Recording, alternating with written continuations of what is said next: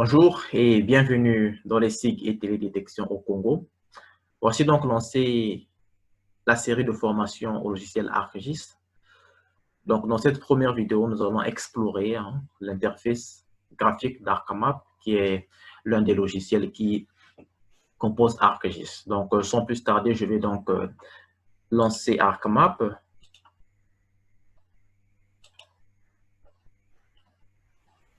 Bon, moi, présentement, j'ai la version 17, la version anglaise.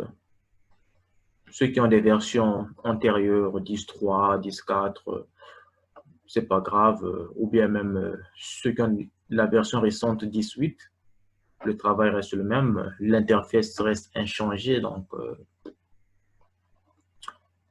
je ne vois aucun problème donc, pour pouvoir travailler.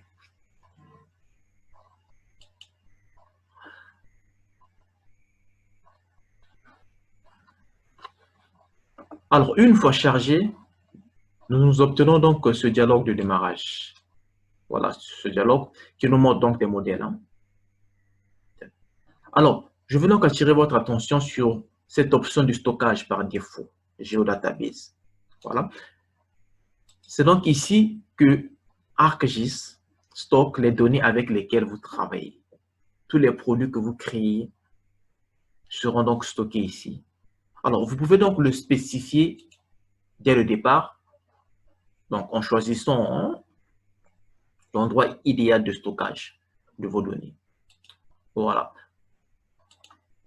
Alors, pour commencer, je peux donc cliquer sur OK pour pouvoir fermer ce dialogue ou bien sur le X. De toute façon, je vais toujours obtenir une page vierge, donc un document vierge pour pouvoir commencer. Donc, je vais donc, par contre, accepter par défaut cette base de données et cliquer sur OK. Voilà, donc j'obtiens donc mon document vierge. Alors, ce que je remarque en tant que nouvel utilisateur, c'est donc il y a cette barre de menu. Voilà.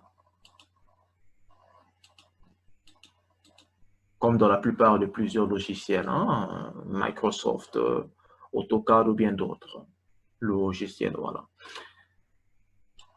Je prends par exemple le menu fichier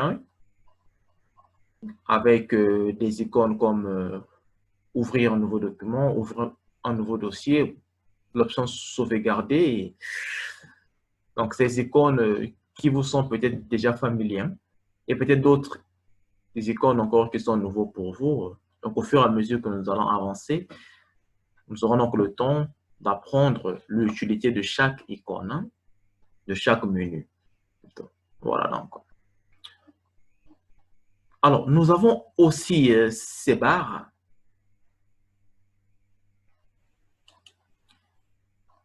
Ces barres ici que je peux réorganiser. Donc, en saisissant l'extrémité gauche de chaque barre. Donc, par exemple, voilà, quand je me mets ici, je vois que le curseur de ma souris change. Donc, je peux le prendre et le déplacer par ici.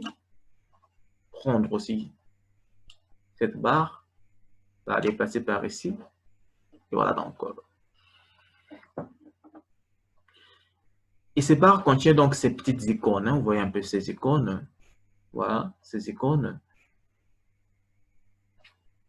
qui font des choses différentes. Voilà.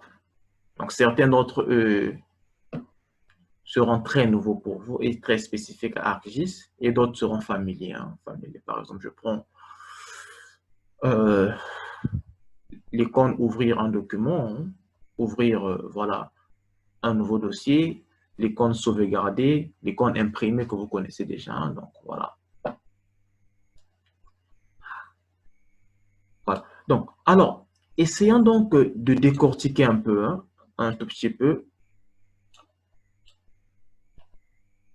chaque volet afin de comprendre de quoi est composé vraiment ArcMap. Alors, nous avons ici ce qu'on appelle Table of Content, donc la table de matière. Alors, cette table, en fait, répertorie les couches des cartes que vous créez sur ArcMap. Donc, vous avez par exemple ici des cartes.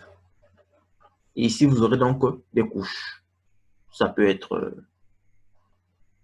des lignes, des polygones, des points, des rasters. Donc, ici, sera donc répertorié toutes les couches des cartes que vous aurez créées dans ArcMap. Alors, je peux donc déplacer cette table ici, ou bien l'agrandir. Voilà. Alors, il peut donc arriver que je puisse perdre ma table de matière par erreur. Voilà. J'ai par exemple perdu ma table. Il ne suffit pas, ça ne sert pas de s'inquiéter. Pour la retrouver, il suffit donc de venir sur le menu Windows, qui veut dire donc fenêtre. Et voilà, j'ai ma table de matière qui réapparaît. Voilà. Donc, c'est pas si difficile que ça. Alors, revenons donc un peu sur nos barres. Voilà ces barres. Prenons donc par exemple cette barre standard. Bon, pourquoi standard? Eh bien, c'est parce que elle est composée en fait des icônes qui nous sont familières. Voilà. Par exemple, avec le logiciel Microsoft Windows, nous avons donc ce genre d'icônes. Voilà, sauvegarder, ouvrir un nouveau document, voilà, imprimer, donc l'impression. Et voilà, ces icônes. Voilà pourquoi donc elle est surnommée donc standard. Et si nous prenons par exemple cette barre, voilà, la barre d'instrument, donc elle est déjà un peu spécifique au logiciel SIG. Voilà, si nous prenons par exemple zoomer, donc ce sont un peu des icônes qui sont un peu déjà spécifiques au logiciel SIG. Alors, vous devez donc savoir que ArcGIS, donc ArcMap, est composé de plusieurs barres qui sont rangées dans un endroit. Donc, je vais donc dire que en outre de ces barres-là, qui sont en face de vous, il existe encore plusieurs autres barres d'instruments. Alors, pour retrouver donc ces barres, il suffit donc de se placer quelque part ici et cliquer dans le bouton droit de ma souris, voilà. Je clique et vous voyez que j'ai une gamme d'instruments qui apparaît, voilà, qui se défile, voilà, une gamme vraiment d'instruments. Ce sont donc nos barres ici. Donc, si je vais donc ramener une barre ici, donc il suffit donc de cliquer devant. Par exemple, si je veux ramener 3D Analyst, il suffit donc de cliquer devant et voilà, la barre apparaît. Je peux encore, voilà, prendre la barre de géoréférencement. Du géoréférencement. Voilà. Alors, pour masquer cette barre, donc il suffit juste de revenir ici. Voilà, je clique et la barre disparaît. C'est de même pour 3D Analyse. Donc, c'est fait un peu pour mieux organiser l'interface, pour ne pas avoir plusieurs barres ici qui pourront donc embrouiller un peu. Voilà. Alors, ici, nous avons donc la fenêtre recherche, donc, qui nous permet de retrouver, donc de chercher les instruments qu'on a du mal à se souvenir de l'endroit. Donc, voilà.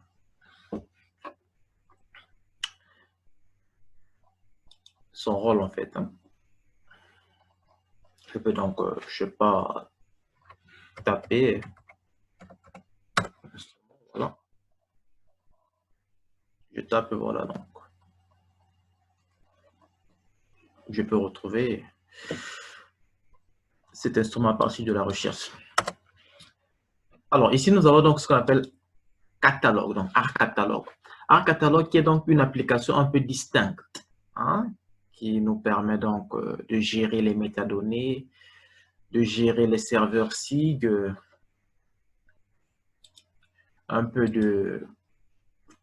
Vous voyez que donc, nous aurons donc le temps de voir son utilité parce que nous allons aussi travailler un catalogue. Donc, au fur et à mesure dans notre formation, vous allez comprendre l'utilité d'un catalogue.